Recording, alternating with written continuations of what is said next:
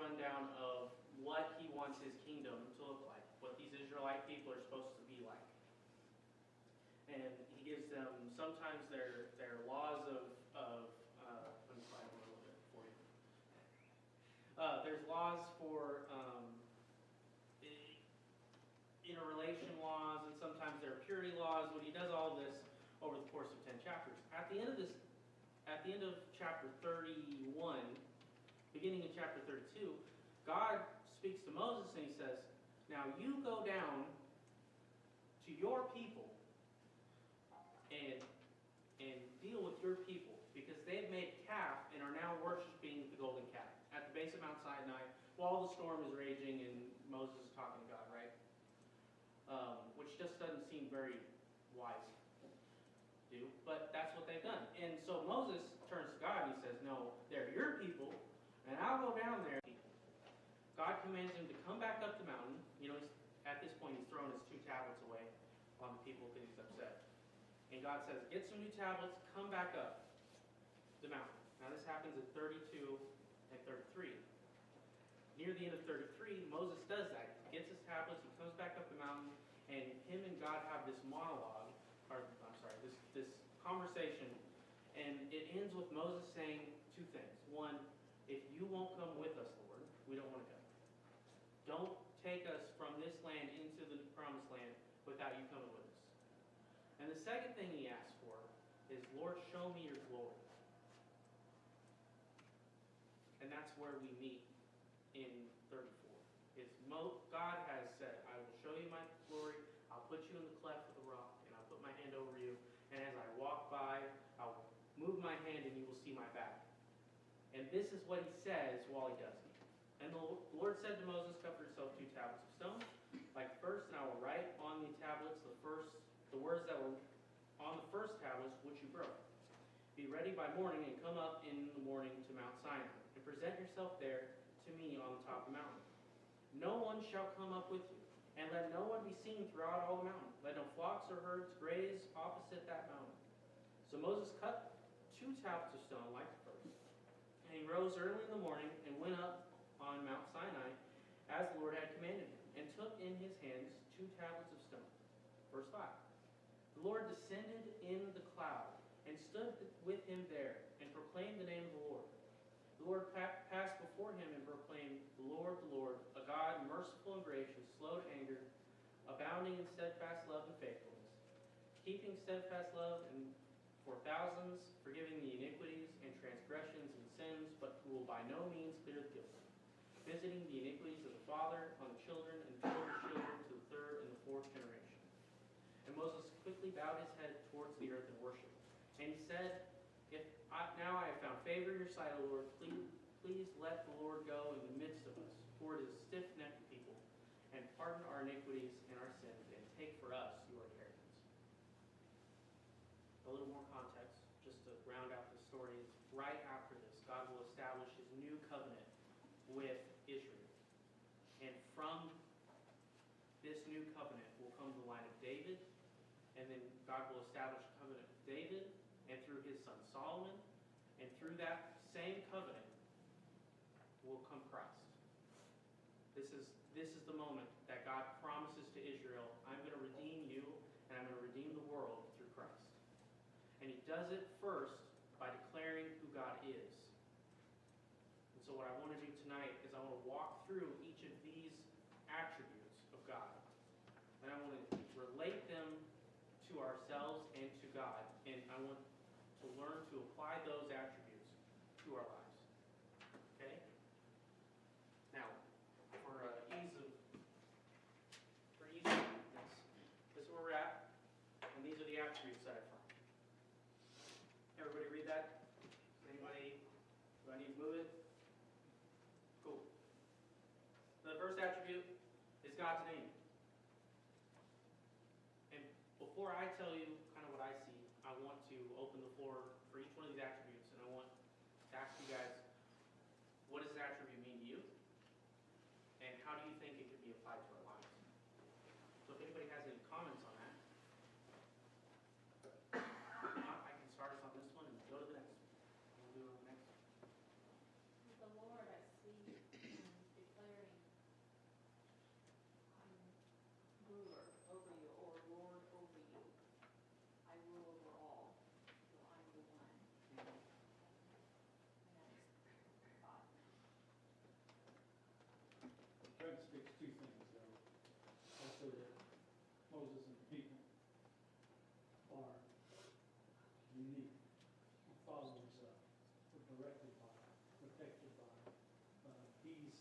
charge. So it establishes their position and it establishes God's position. Okay. Those are good applications. First, we know who God is. He's our the height, the top, and we're below. Establishes who the authority is, right? Anybody else have anything?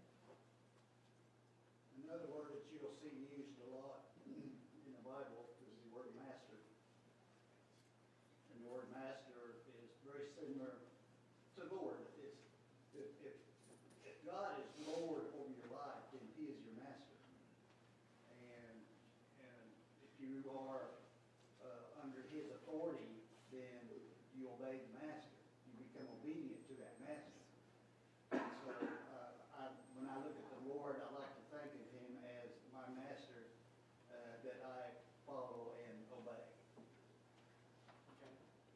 Yeah. Here's the first question.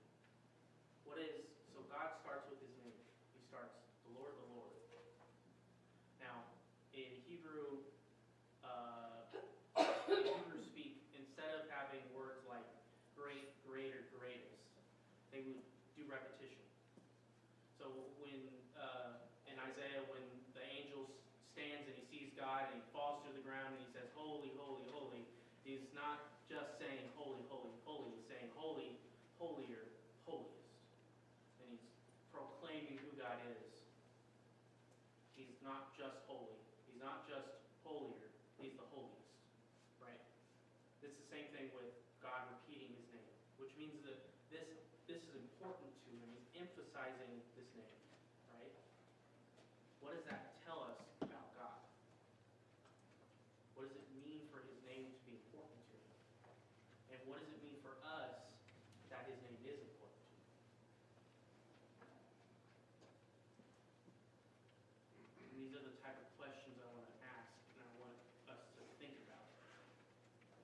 When they're on the Mount Sinai and the commandments are being given, one of the commandments is you shall not take the Lord's name in vain.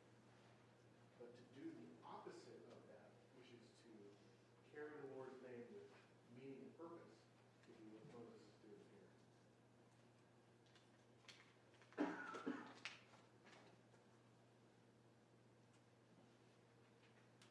So the application becomes, whatever we do and wherever we go, because it's important to God that His name is important to Him. We'll change it to, instead of His name, His reputation is important to Him. The application is that His reputation ought to be important to us. And the things that we do in the name of Christ and not, because everybody in here probably, most people know you're a Christian by looking at you, right? So everything we do, in all the places you go, we are representing God. And we ought to take that seriously, right? That's the application. That's the application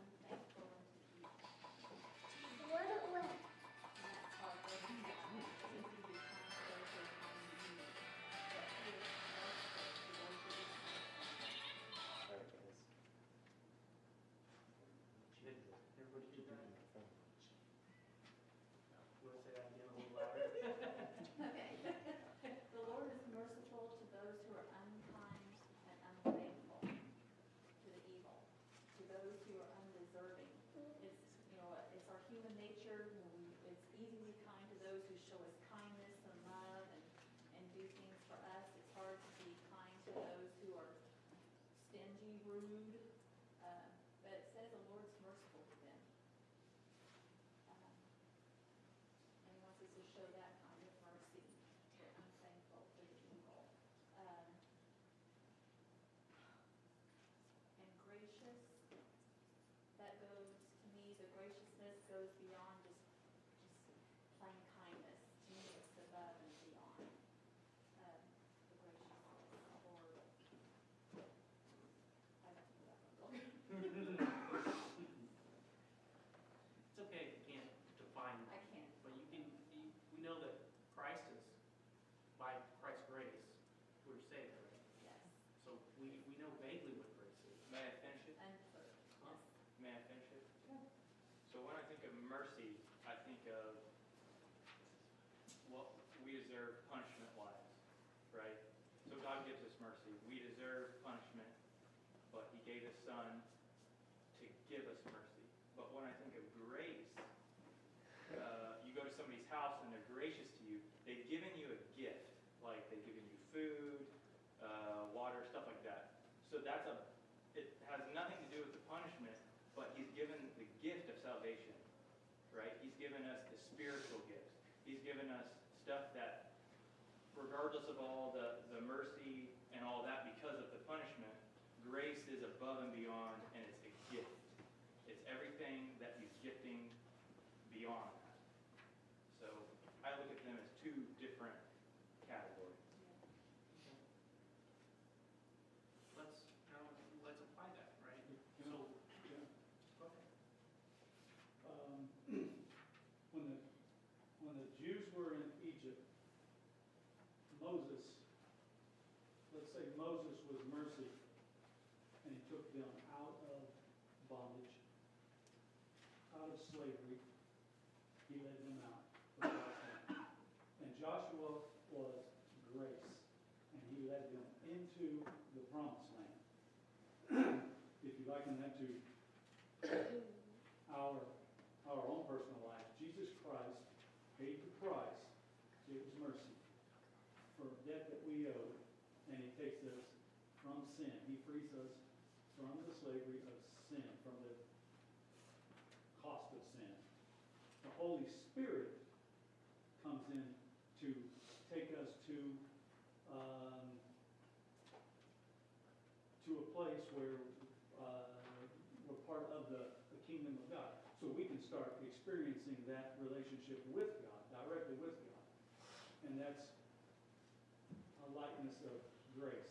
Now, the mercy and grace, like what Trish was explaining on merciful to the wicked, or to those that you wouldn't normally, when you know, in the verse where it says Christ died for while we were yet sinners, He died for us. It's a mercy and it's a grace beyond what we have ever done or could consider. Most of us have never approached that fullness of mercy to do something good for someone who is actively doing something wicked to us, to do them good, in grace, to bless people that that you look at and their life disdains you, and you just look at them and just like, what are they thinking, what are they doing, even if it's not to you, to do a good deed. And that's exactly what God does. And that's exactly the God that is there. He's the same God there. And when Moses looks upon him and his hand is removed, he gets a glimpse of that, of the fullness of God. Now, I haven't totally seen that. And I have certainly never approached it, as far as me. I attempt to be merciful to others, but I oftentimes judge the situation. I attempt to be gracious to people, but again, I judge the situation rather than just all out, going all out. But God goes all out.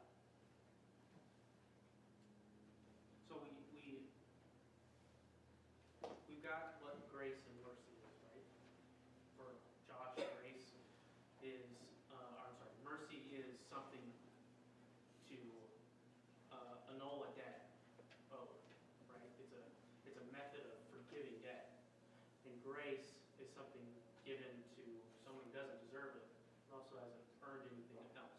They're not, you give grace as a gift, and mercy is forgiveness, right? Now, the question comes, now that we know that about God, and we know we're supposed to apply that knowledge to our lives, what does that mean for us? Unfortunately, this one has already been dealt with in the New Testament over and over and over again, right? Because Christ first gave us grace, so should we also give grace to others? Because we already have mercy, we should be merciful to others. Christ talks about this over and over and over again with the parable of the man who owes 10 shekels to one, and another owes him one, and he gets forgiven of the 10, but he doesn't forgive the guy the one. And the master who's forgiven him says, how could you not forgive that little debt when I forgave you so much? It's the same. This is just the same application, right? The same application of wisdom is we should be full of mercy and grace. We should be willing to forgive our debts and be willing to give gifts to people who don't deserve it, who haven't earned it. And the reason we do this is because we know God and we know what He's like, and we want to be like Him. That's the heart of wisdom, right? The beginning of wisdom is the fear of the Lord, and this is why. If you fear the Lord, you'll naturally start to emulate Him because you know what happens if you don't. That's what the fear is. The next one, slow to anger. Now, I think everybody knows what slow to anger is.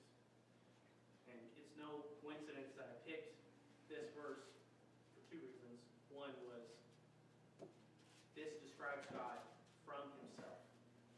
God describes Himself in this verse. And when He does it, He lays it out in this very specific order, I think. He starts with His reputation, and then He moves to mercy and grace, and now He's slow to anger. He wants to be known, and He wants to be graceful, and He wants to be patient. Before, all the way down here, justice.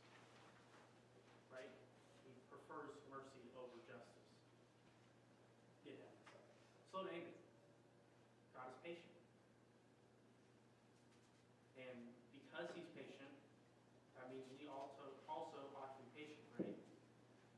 But these applications, they compound on themselves. We have to be cognizant of the reputation of the Lord. And because He's merciful and gracious, we also should be merciful and gracious. And because He's patient, we should also be patient. And we should be patient when giving mercy and grace. Part of being patient is giving grace over and over and over again. Giving mercy over and over and over again.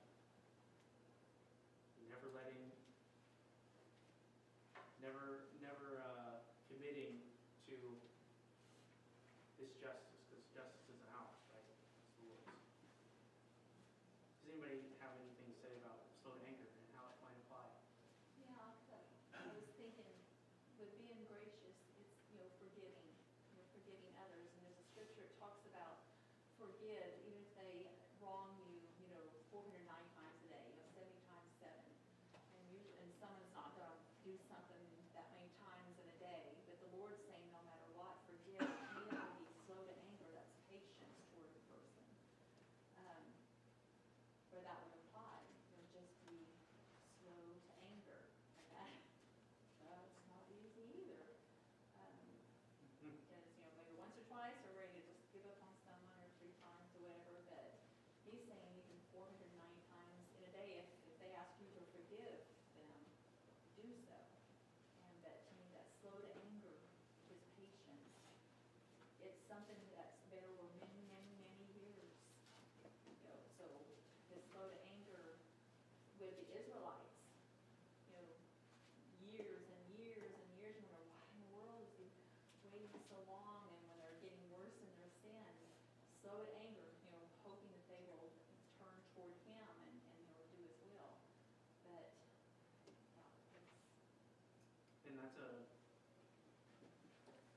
that's I think is it 400 or 600 years between David and between the fall of Israel, the captivity. There's a great number of years, and all the way through that, if you read in Chronicles and Kings, you just get over and over again. And this guy, the son of this guy, and he did wrong in the sight of the Lord. And this guy, the son of this guy, he did also terrible in the sight. He was worse than his father, and he was worse than his father. And it goes just down the list, and it happens over and over and over again. And God is slow to anger. He doesn't bring him into captivity for many, many, many years. And even when he does bring him into captivity, he still has mercy on him, right? Because there's a remnant left over. And he brings him back into the kingdom 7 years later. And the temple's rebuilt, and Jerusalem gets rebuilt, because God is merciful and gracious first. He was slow to anger second. I guess slow to anger will give you the ability to bear another person's burden. Because if you're always going to be angry right off the bat, then you can't really communicate and talk to them in a way to where you can actually help them out. Yeah, if you get angry at somebody immediately, then you'll never get to see them grow. Because I don't know about you guys, but God will tell me something I've done wrong, and I'll do it wrong at least 3 more times before it really sets in that that's wrong, you shouldn't be doing that. It takes me a long time to figure out, and then even after I figured out it's wrong, I'll still do it occasionally because I've forgotten it's wrong, and God has to remind me. It just takes time for us to learn, and so we have to be patient. It's just like the patience of a parent, you know, when your child's learning to walk or they're whatever that is in the stage of their life, that you're patient with them, so they learn that lesson. You know, Courtney shared with us she's potty trained in the twins, God help her, and but I just shared with her, I said you need to be patient with them and it'll come, it'll happen. And so I think in my mind that's the way God is, that no matter what we're doing, He's patient with us to where we finally, you have that aha moment. And God says, all that time while He's being patient with us, He's still extending grace and mercy towards us as well. Instead of just saying, yeah, give up on us. God never gives up on us.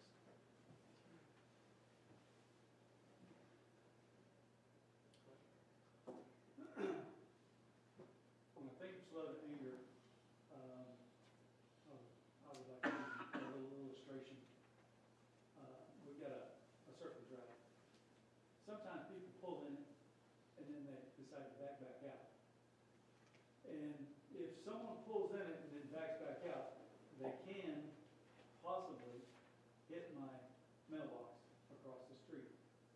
And if a person were to pull in my driveway, not somebody that I know, they just pull in my driveway, and when they back out, they knock my mailbox over. I'm probably not going to be slow to anger, and then they speed off. And if I'm standing there, or if I just pulled in from work and I'm sitting in my car, I'm probably going down the road and I'm going to get a license plate number. I'm probably going to report it.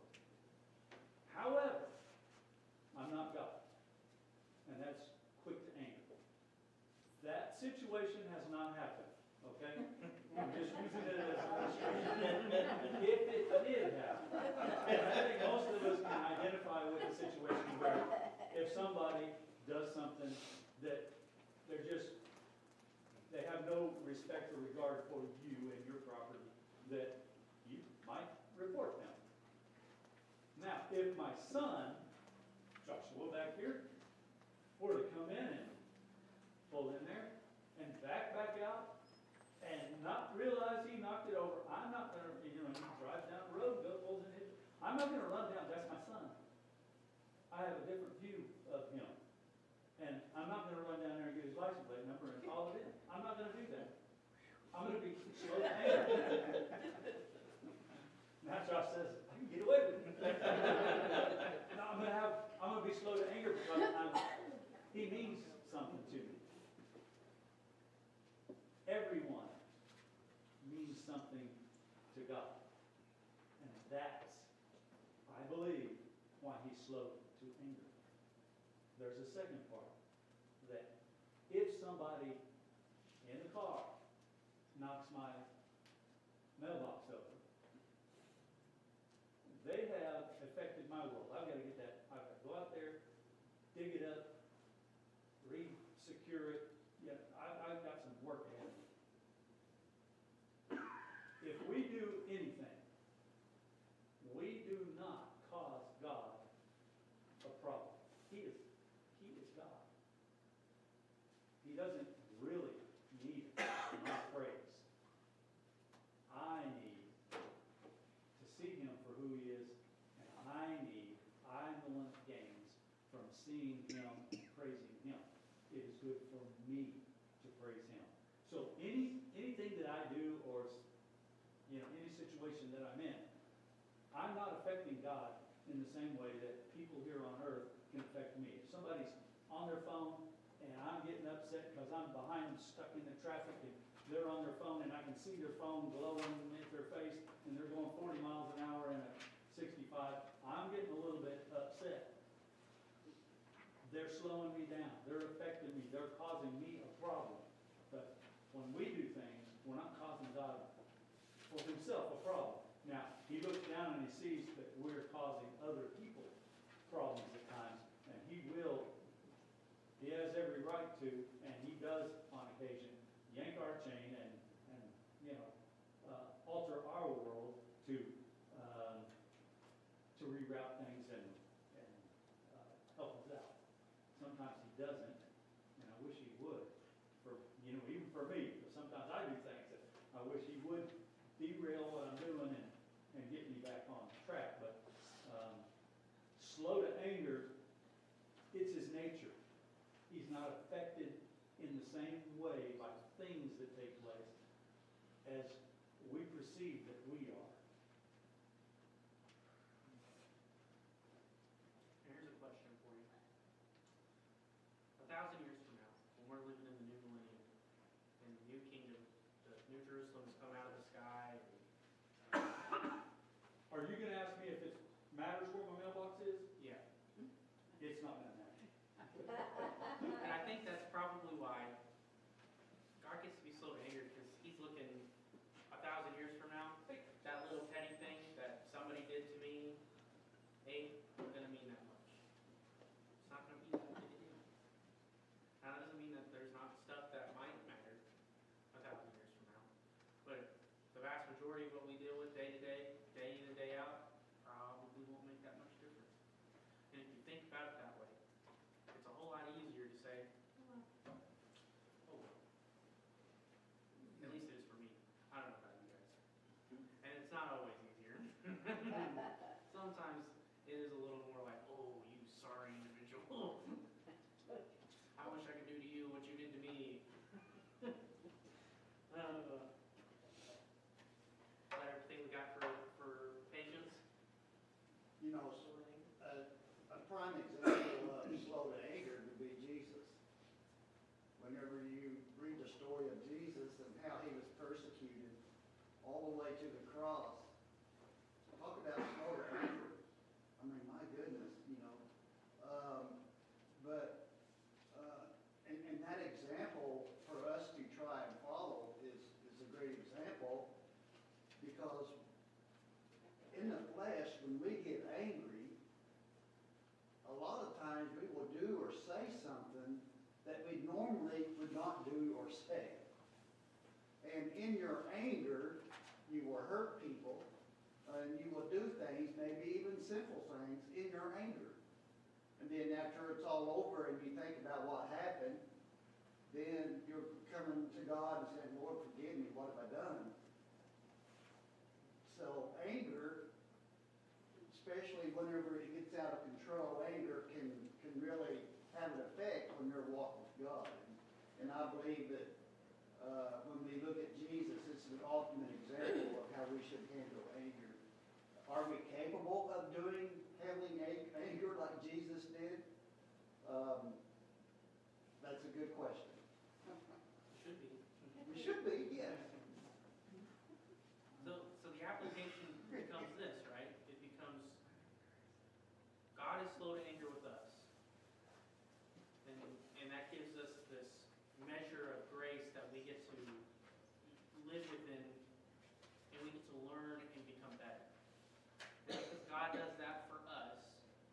we also should do that for others.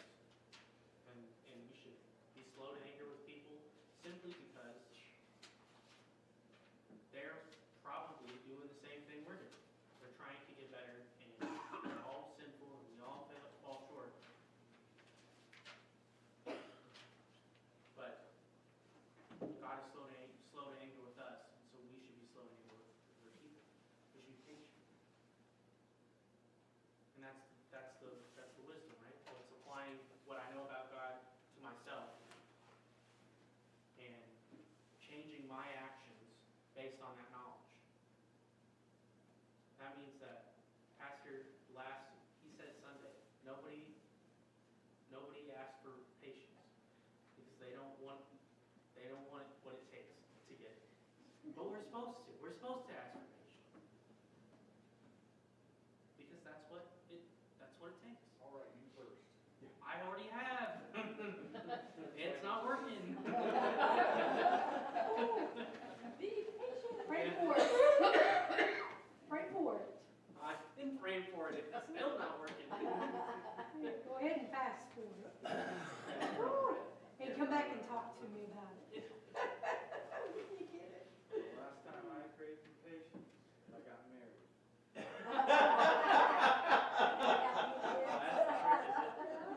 Been learning ever since. Yeah, Mark.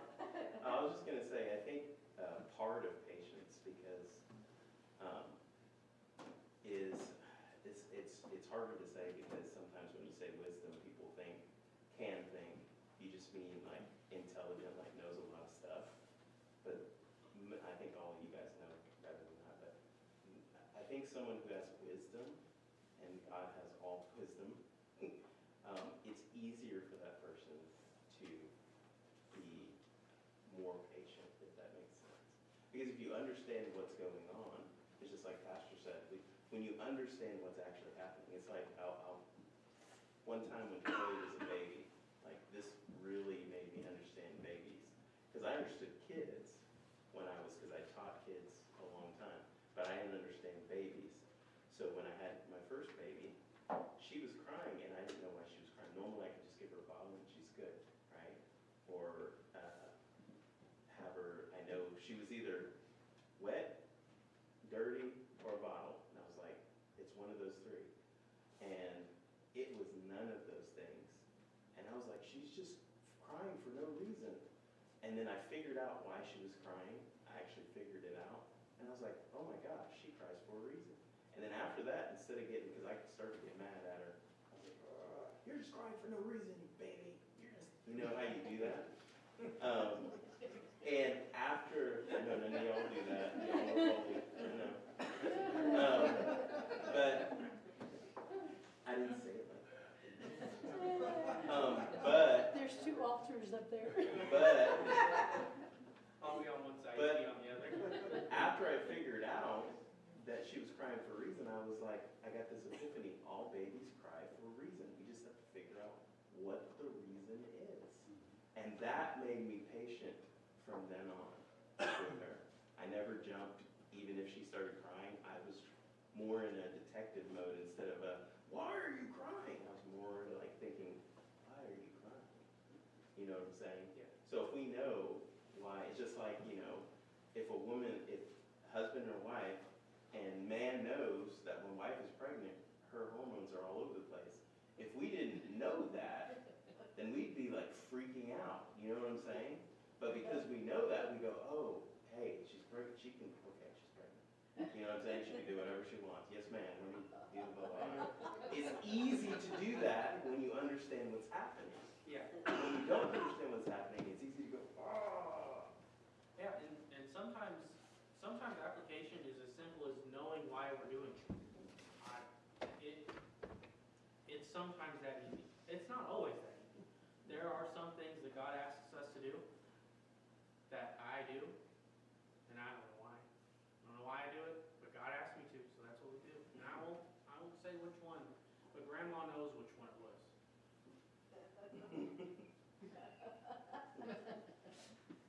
Sometimes it's just about knowing, and sometimes it's just about, you know what, God, I'm going to trust you. I don't know why I need to learn to be patient with people. I don't understand why that's important to you.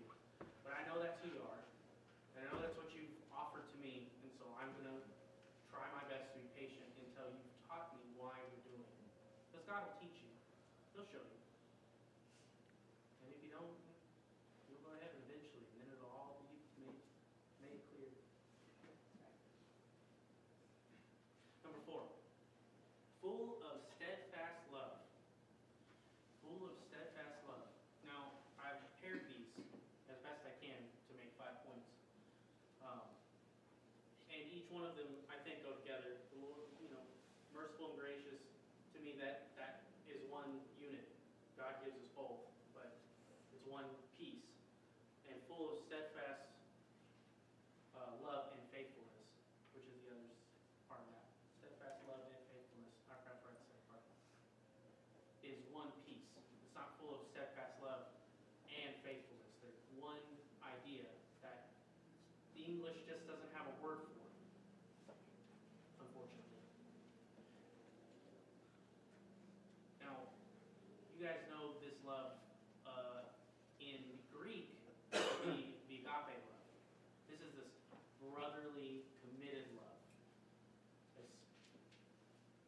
It's not a romance like between a man and a wife. It's not a great like you would a taco. You guys have heard this before probably. It's a committed, I love you simply for who you are and for no other reason. Yeah. I think it's an unchanging love. Because his love for us, it doesn't change. Husband and wife, maybe it might change. I mean, when you first get married, you stop looking at me that way. You love each other, but as you are married longer, you grow to love each other more. And then you love each other even more as you're together longer. I mean, really. No, it's a good sign. But it's true.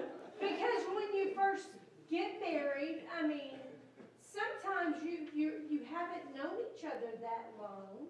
We didn't know each other that long. We met in March, got married in November. Yeah, we thought we loved each other. We loved each other, but we weren't in love with each other the way that we are now. We have grown to love each other more over the years. We've come through some really hard times, and we've stayed together. But the love of Christ that he has for us, it doesn't matter what we've done. His love for us has never changed. The love for our husband and our wives or our children, we might get mad at each other, but it might change. But the love that Christ has for us has never changed, And so I think it's unchanging. It never changes the way that he loves us. But I think if we get the realization of how much he really loves us, I think that would make a difference in our walk with him. That's my thought. I was just going to say, to tag on with that, I think that's 100% right. His love doesn't change because he loves us in a way that we can't actually even imagine. Right. And that's why it doesn't change, because it's the most amount of love that can possibly be. You know what I'm saying? That's so hard to try to tell to people. These people are like, well, if you love me, I'd be able to do this. And they don't understand. He loves you so much, and part of love is choosing. So we have to make a choice to step toward him. That's what prayer is for. That's what seeking him is for. When we make that step, we gain his love. So our love can change towards him, but his love never changes towards us. That's right. And sometimes we have to fall back in love with him to get closer to him. But he doesn't fall back in love with us because his love has never changed. He's continued to love us. It's almost like he's faithful. Yeah. Yeah. Almost. Loving faithfulness, right? Yeah. That's probably why they chose those words, huh? Faithful, constant, dedicated, devout, Committed. committed. Yeah. That's the kind of love God has. So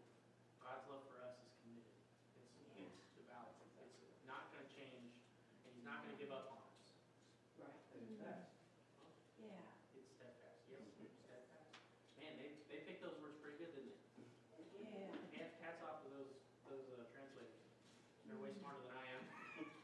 See, It's a, yeah. because like in the military, steadfast means to stand still, don't move, stop where you're at, and freeze. Don't change. Yep, don't change, yep. So God's love for us is this committed, unchanging, faithful love. It won't stop. It doesn't change. It doesn't quit. And if that's what God's love for us is, then our love for each other should be the same thing, right? I should be committed to Pastor. Me and Pastor, we're committed to each other. When he falls, I want to be there to pick him up. And when I fall, I want him to be there to pick me up. That's what that unchanging business is. Now, God, fortunately for us, God doesn't fall. He'll always be there to pick us up. That's right. We don't have to pick him up. It would be a whole lot harder for me to pick God up than him to pick me up. The whole world in sands and everything. But I'm glad somebody liked that one. But that means that when we walk through life together and we learn to be merciful and gracious, and we learn to respect the Lord's name, and we learn to be patient, then we commit to one another. We've got to be committed. We can't walk side by side for you to wander off, or for me to wander off without, if I fall down and you just abandon me because, I fell down. I can't help that guy. He's too far gone. That's not what God does to us. And we ought to not do that to others. We ought to be committed. We need to walk this path together as a group in unity, right? Each one striving towards the goal. And to me, that's how we apply this steadfast love. I should have the same steadfast love for my congregation and my family and the people around me as God has for me. And sometimes that could be as simple as, you walk into work and somebody says, man, my vehicle broke and I don't have a way home. And you provide a way home. And if your Uncle Danny, you go and you get their vehicle and you fix it for them. I can't do that. Uncle Danny has some skills for that. Not that I'm volunteering Uncle Danny. Make sure you don't hit his mailbox. Maybe it's a mailbox on the way. This one car, I ran into a mailbox. But, if you've got the skill to help them, we're committed. We're committed to one another. Help if you can. If you can fill a need, fill the need. And that applies to us as a congregation, us as a group of people. It applies to us as in our families, because that's who God put us around us most first, right? And that applies to us and the people around us. Now, there's some people, it may be more difficult to help them, because maybe they can't pay electric, and the reason they can't pay electric is because they went and picked up cigarettes instead of paying the electric. Well, you can't really help them by giving them money to go get more cigarettes. But you might be able to go with them to the electric place and say, hey, I want to pay for his electric bill so he has electric. Just this month. And I'm not saying that's what you have to do, but we should be willing to put ourselves and commit ourselves to another the same way God commits to us. I think that's where his goodness comes in. He's a good God. And out of his love, he's good. He does good things for us. And that's where good works come from, out of love. Love for his nephews, helping with vehicles or family, but that steadfast love of God's is his goodness and truth. And Yes. that's graciousness, right? To give somebody something they don't deserve, Yeah. just because we can. I'm thinking that God consistently loves us like a first love. Sometimes we can grow stale in our walk, and we need to revisit our first love with God. what I mean by that is, when, a lot of times when you first accept Jesus in your heart and you become a Christian, you're all excited about doing things for God. And you're reading your Bible, you're praying, you're learning, and you just can't wait to tell people about Christ. And sometimes we need to revisit that first love to stir up on the inside of us the love that we have for God. And we can also look at it as an example, husband and wife. When you first fell in love, look at all the things you did for each other. When you were first in love, the presents, the gifts, and the going out and the dating, and you would give her the world if you could, because you loved her so much.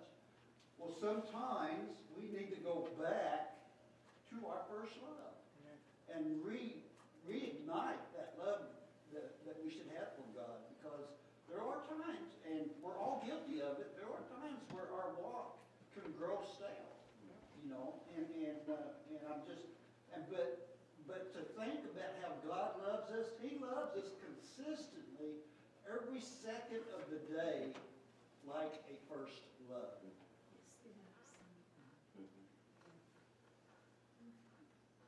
I think you guys have noticed a pattern. As we go lower in the board, it becomes more and more clear. To be full of steadfast love, you gotta be willing to be merciful and gracious. You gotta be willing to be slow to anger. That's part of it, right? These two are wrapped up in this. And why do we do it?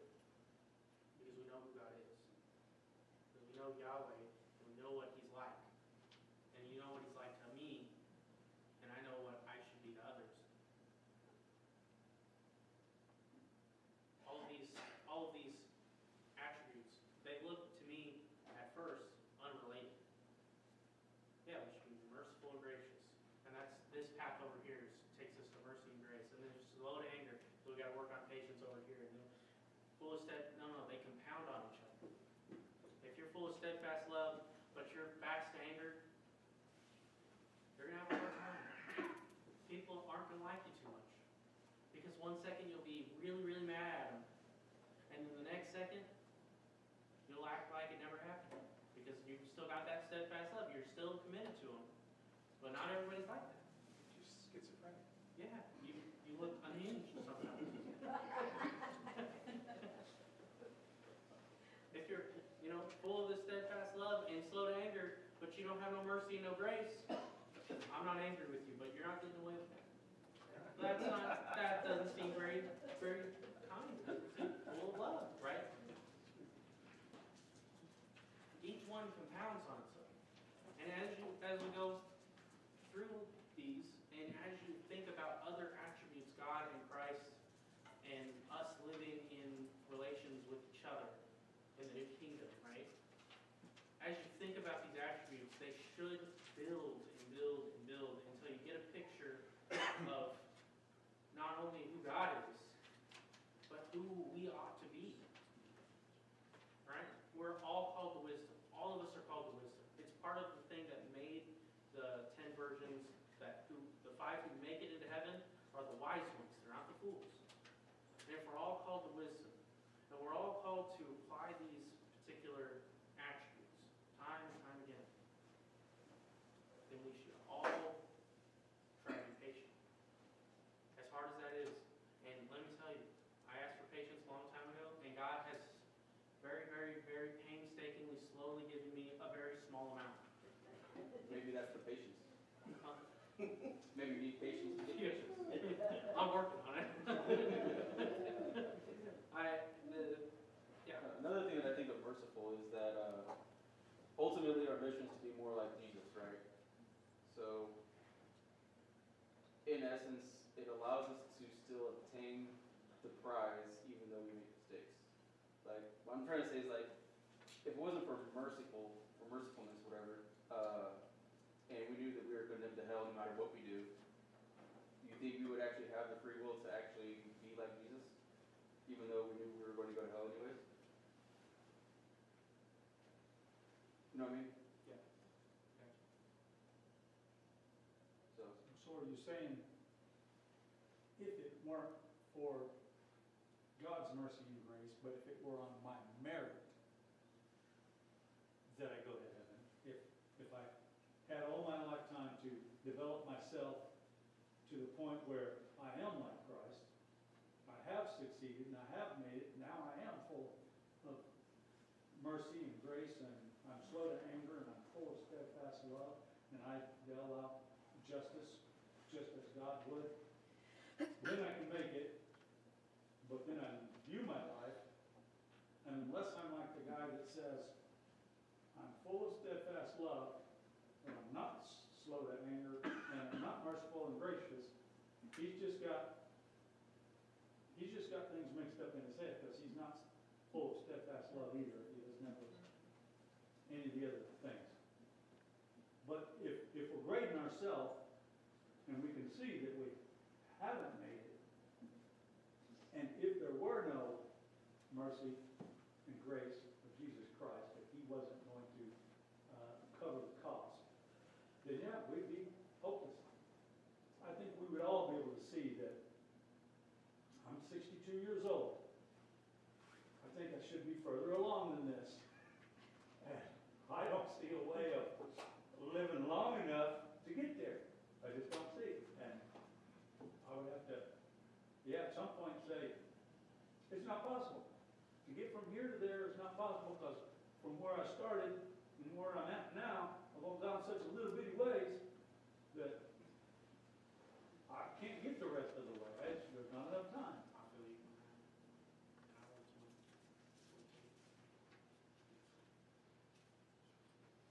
Last attribute. This is the very last one. I'm already out of time. Now this last one is verse 5. It's keeping steadfast love for thousands, forgiving iniquities and transgressions and sin, but who will by no means clear the guilty, visiting the iniquities of the fathers on the children and the children's children to the third and the fourth generation. This one is it's way more lengthy, and also it says, for me, it stands for justice. This is what God is getting at, is he's a just God. I will by no means clear the guilty, which means that God is just. But God prefaces this justice with his mercy. He keeps steadfast love for thousands of generations, and then but will by no means clear the guilty. And only 3 or 4 generations go by before he's going to bring justice down. Which means, the way that I've heard it understood and the way I've heard it taught is that Christ is giving us this comparison. If you do and try your best and accept the grace God gives you and work and work and work at becoming better and better and better, and your family does that generation on generation on generation, for 1,000 generations, God will let you try.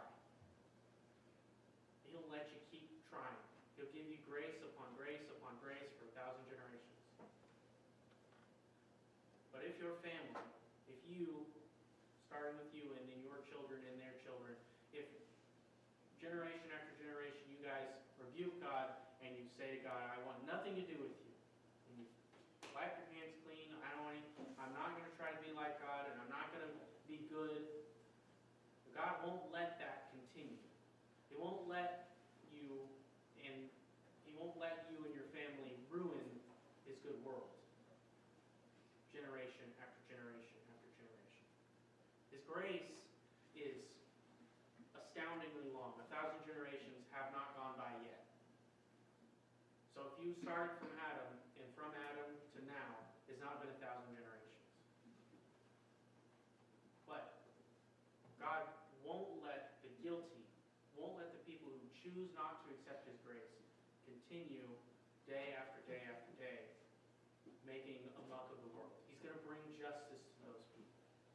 And this is like a really good thing, because if we lived in a world with no justice at all, well, it would pretty much be hell, wouldn't it? If every person who comes along gets to do what they want to you, and you have no way of righting that wrong, it would just be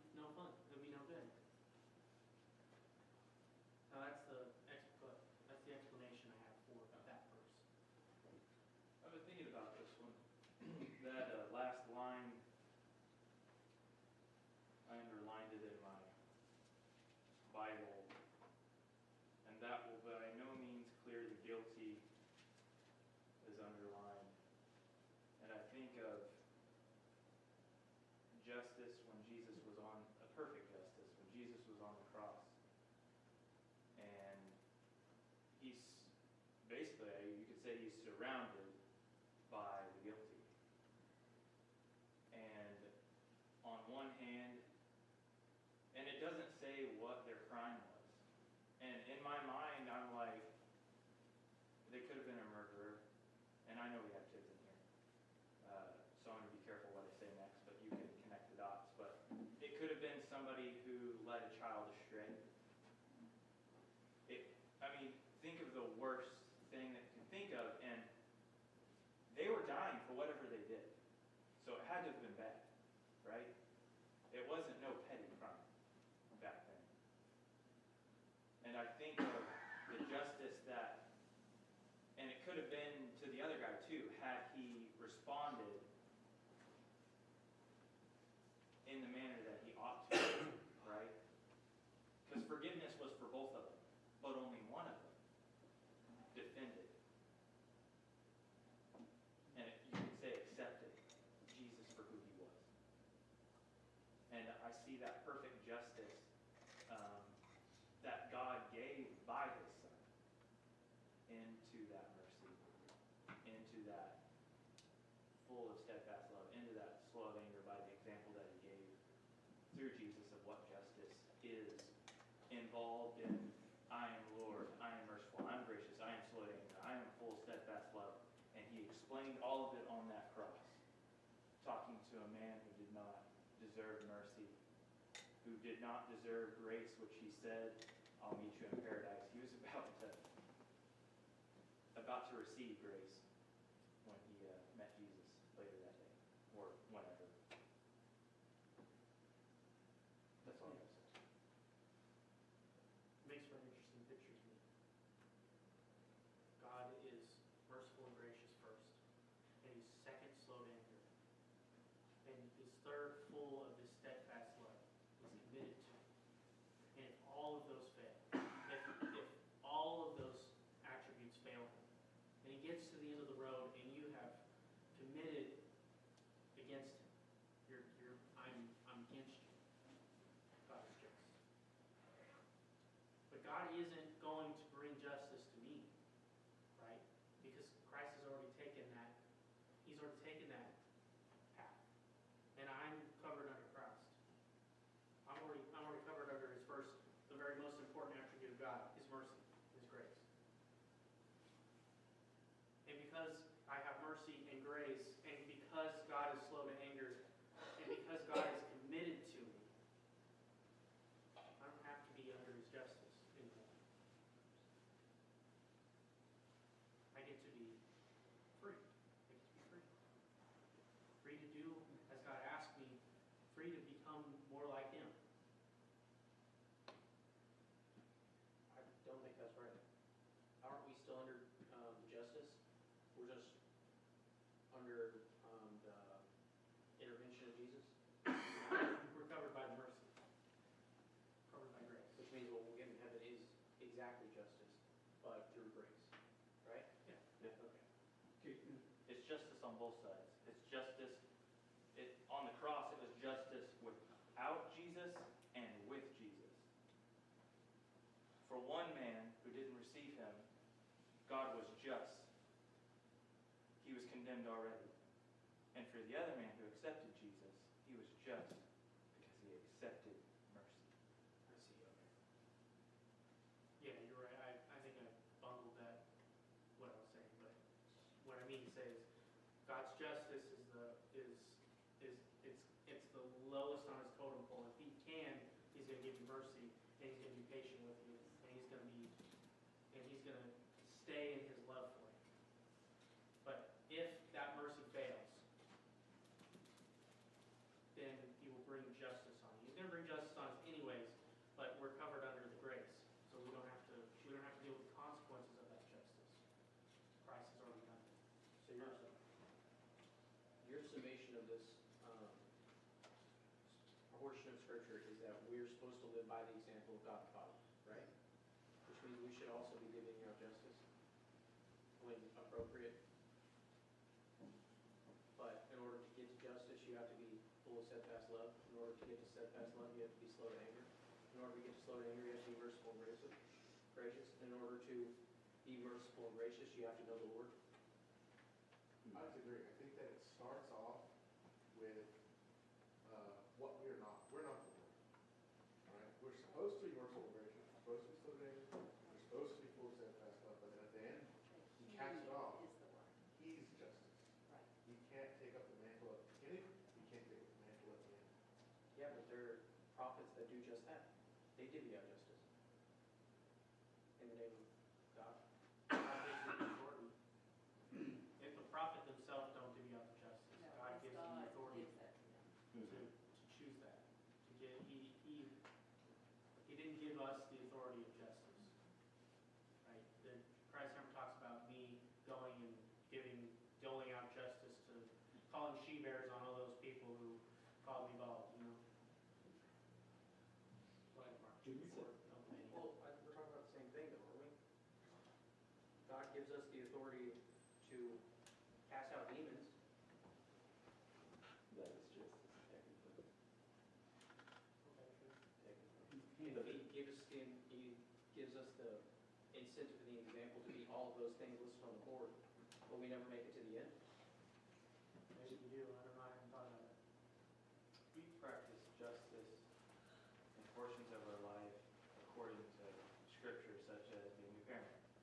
We're supposed to be a just parent.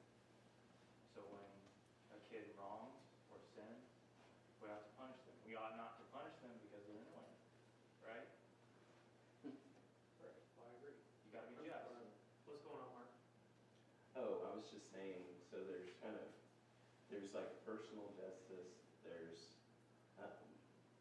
because when you think of the justice of God, first of all, if you think of a courtroom and a judge, right? A judge listens to everything, both sides, both the prosecutor and the defender, and he gets all the information, and either, if it's just the judge, because sometimes it's a jury, but if it's just the judge, he makes the call after he gets all the information. You know what I mean? So one thing about God is part of the reason why he's just is because he's righteous. He does what is right, first of all, which comes from his goodness, which comes from his love. But because of that, because he understands all the intricacies of what our actual motivations are, you know what I'm saying? Like he can go down to the things that we don't even understand why we're doing exactly what we're doing. He knows exactly why we're doing what we're doing. You know what I mean? Because he's got the insight so deep that he knows that. So that's part of the reason why he can be just, is because he can go by not just our intentions, but what we're really thinking, what we're really meaning by what we do. If that makes sense. Now, as far as us, we should be just, but I think there's a difference between doling out justice like, becoming like, I forgot what it's called. Well, no, doling out justice like for instance, like, this is going to sound silly, but becoming like Batman and running around town and, trying to stop people from doing things. You mean we should become vigilantes? And that's the word I was looking for. So instead of becoming a vigilante, there's other ways that we can do it within our own life where we give justice to other people. But when I say that too, the Holy Spirit and God can cause us to do what's right, and actually He can use us to be just in a situation. Obviously, anybody under us who God has put underneath us, that's who we need to be just towards. Anybody who's not underneath that umbrella, that isn't under authority to us, that's going to be different. If that makes sense. It's like he was talking about our kids. Our kids are underneath us. We're here to be parents to the kids. So we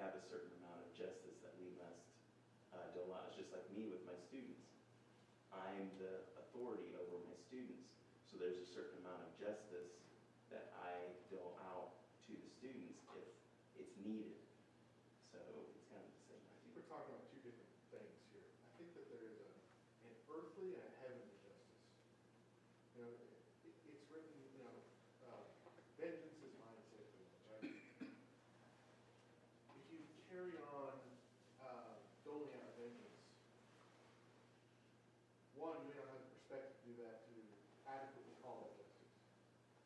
Two, if you are doing that and you claim that because I've doled out vengeance, because I've done this justice, that you've got some sort of heavenly authority over the individual you're carrying this out towards, right? You don't have the power to forgive, and you don't have the power to condemn either. So you don't have the capability of performing heavenly justice. Earthly justice, you know, we have judges, we have governments, we have you know, physical, corporal punishments that some people do have the authority to perform. But I don't care what judge, you know, when the Supreme Court says, you can't tell me whether I'm going to heaven or hell. Only the one judge can do that. But Christ did. Right. Only the one. I think we're supposed to live an example as God's people. Isn't that the whole point of what he listed? Can I read something? Yeah. Okay, let's go back to the scripture and let's cross out the word justice, because that's the word that you put there to sum this up. Verse 7 says, keeping mercy for thousands, forgiving iniquity and transgressions and sin. And then it says, and that will by no means clear the guilty. Now, in my opinion, the way I read this, the way I understand this, that will not clear the guilty. The guilty are those who have not received Christ, who have rejected him like the thief on the cross on the one side that rejected him. It's not like the thief on the other side that Jesus looked at. He looks at Jesus and says, remember me when you come into your kingdom. And Jesus looks at him. And Jesus is full of mercy and grace. And although the crimes that he had done, Jesus is slow to anger. And he says, today, I'll see you in paradise. Now the place that they were going, I told you I'd probably bring this in, paradise. Somebody else brought it all up. But the place they were going, there was a divide.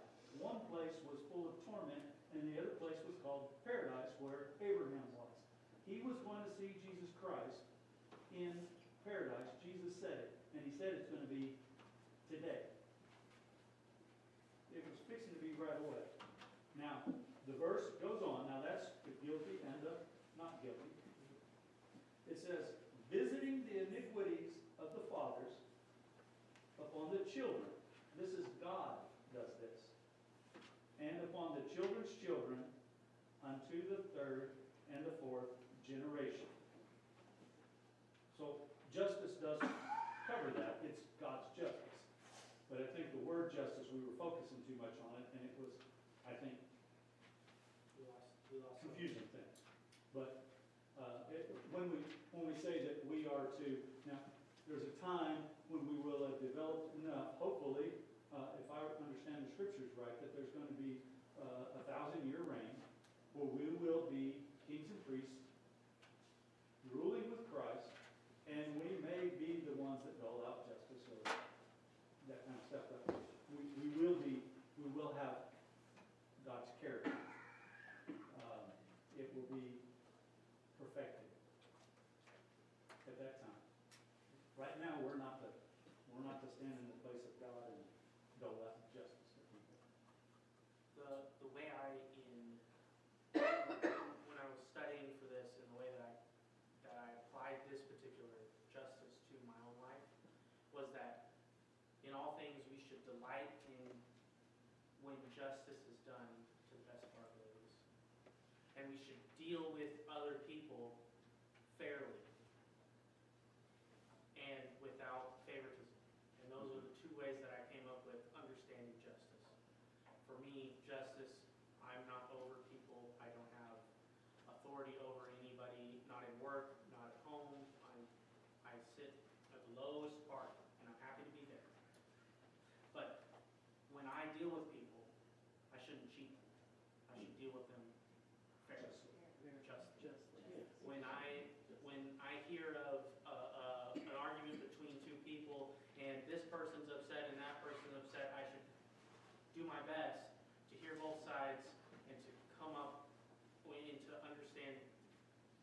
who's right and who's wrong and do it fairly without favoritism. Mm. When my son or daughter or anybody I'm over, if I have authority over them for whatever reason, decides to do something wrong, I should give them a punishment equal to the crime. Mhm.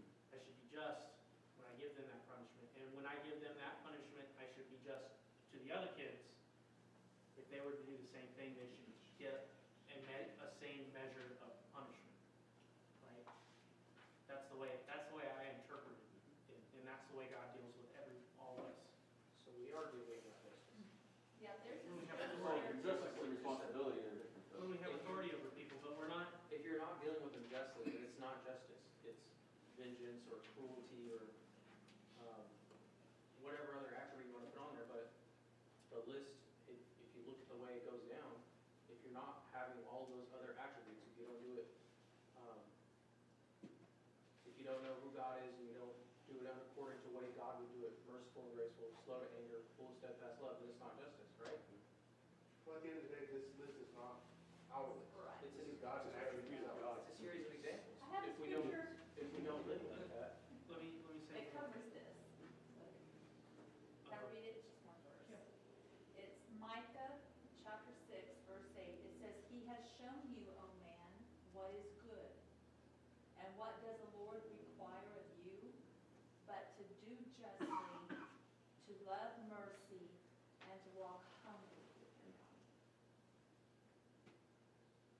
I think That's our list. That's God's list. But what Trish read was our list. it's the same Our list. list from, Not, if you, no, it's not. that's a very. It's the same It's list. similar, but But it's not. the way that what I want to avoid is what Paul said earlier, is vengeance. That's why I'm not so comfortable with saying that we are to be judges. Is because I don't want anybody to wander into vengeance instead of acting justly. And also, none of us have the authority to bring down justice except upon our own kids by and large. Or maybe you've got some people under your supervisor, right, Pastor? He could have just things, be just to his people too, but by and large, we're not judges who sit and hang in the balance people's lives. So we don't really have to concern ourselves with that high injustice. I just don't want the vengeance, if that makes sense. But that doesn't mean you can dissolve us of our responsibility either. I think you're reading too much into it. yeah, this is. I don't know that it is. Can I say something? Right. Okay. Just like you were talking about, you don't have somebody that's under you, and there are, but there aren't. In my life, I've had children that I was responsible for, and I have to act out all of these things, and that it would be a list of me in the place of a parent. And my justice is not to send them to hell or to send them to heaven. That's not my level of authority. My level of authority is to act justly and show them mercy and grace and teach them, raise them, and the justice that I dole out, again, as you said earlier, has to equal the crime. Punishment has to equal the crime. It has to be a situation where what I'm doing is teaching through that if you've done something wrong, there's not a benefit to it. There is a punishment for it. And so I don't just forgive crimes. You know, when the child disobeys, they're still going to get some sort of refrainment or punishment for it. If we're looking at ourselves in that list, we have a much lower level, and we do not have the level of condemning someone to hell or to heaven. That's what I'm saying. That kind of describes the same list as what Trish was reading, but we are at a much, much different level on our amount of authority. I think you have to look at the list as like all in one kind of thing, because you can't look at like say just justice per se. Like you can't be just if you haven't already shown grace and slow to anger, and like you can't just have one. You have to put them all together, and it has to all work together. Like, does that make sense? Like, you can't just have one thing without having everything all together. That, These were God's words. yeah. Descriptive of himself and the scriptures. It's layers. Like, you can't be just if you're not slow to anger and mercy and have love.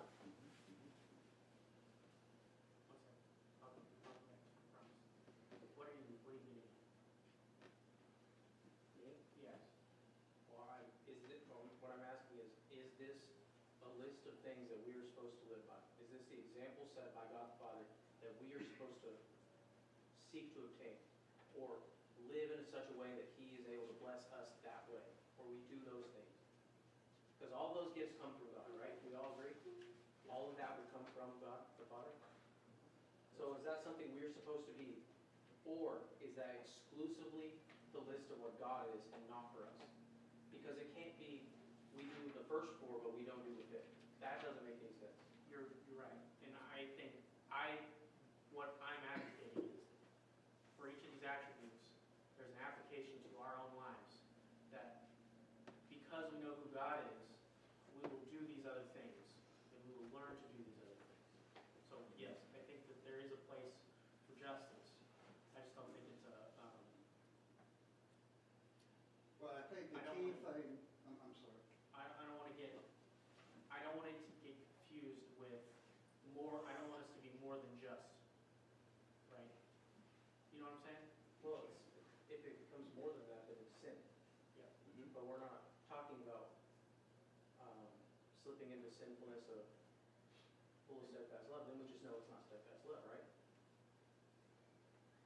What I've said is we should divvy out justice, and what I've been told is that's not for us. But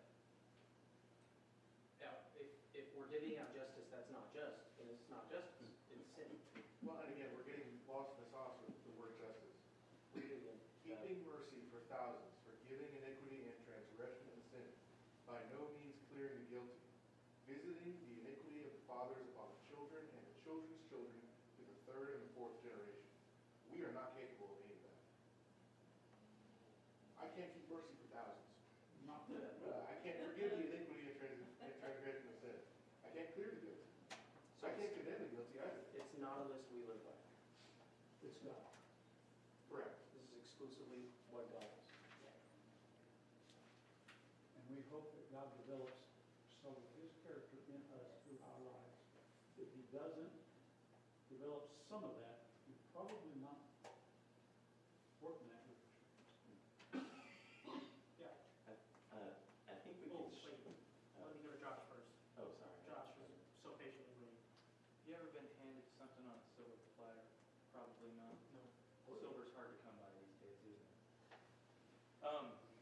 I just want to say I really enjoyed this time of discussion tonight. The world doesn't readily accept things like this. They like to discuss. They like to argue. They like to debate. And I know that sometimes it can get uncomfortable for people who don't do that. But anybody who's married, you know that that is a regular thing in marriage. And so, yes, discussion. Discussion, right? We don't argue, we discuss. But coming out of left field, those young adults, I'd like to invite you next week, because we're going to be talking about some facts, and it's an open discussion in class back here. We were in here to support Aaron, but I'm alluding, I'm helping out. But I'd like to invite you guys to come talk about biblical facts back there, and we'll have an open time of discussion, relax. But I really have enjoyed tonight, and I really have enjoyed listening to everyone. So I have to. I'll send you the bill. I'll give, Ben, can I make an announcement for I Saturday? got two more people who want to talk, so we'll finish those out, and then I'll pray, and we'll gotta go, because it's 8:30. Super late. Danny, do you have something to say? Well, we were gonna have men's breakfast this Saturday, decided to cancel it because of our 21-day fast. So no men's breakfast Saturday. To be announced for the next one, right? Yes, it'll be the next month, second Saturday, it'll be the 8th of February. Yes. 8th of February. Mark, did you have something? I was just gonna finish it off with, I feel like that these attributes, not the verse, but the attributes are something for us to strive toward. But the verse itself is different, because we can't do that. We can't. What he's talking about in the verse is specifically for the Lord. But these attributes, though, yes, we can strive toward these attributes. Yeah, and my whole goal was to show you this is who God is, and we all know this is who God is, right? None of these were new to anybody. But based on this is who God is who we should strive to be. Now, there's some stuff that doesn't match one-to-one, because you're right, everybody in here is right. We can't, I can neither condemn nor wipe away people's sins. I can do neither of those things. But I should be just, and that's what the heart of that is. To me, what that heart of that is talking about is He's just, and because He's just, and because of the things that come before, He does this particular thing for people, and which is why it wasn't meant to be representative of that particular verse as much as it was.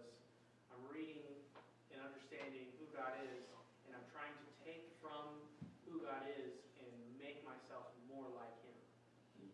Because to me, that's what wisdom is to make yourself more like God. I think what Dan said earlier is key when it comes to understanding justice on our part. He said the word authority. And we can follow this list and apply it to our lives, but when it comes to justice, you can't dish out justice unless you have the authority to do it.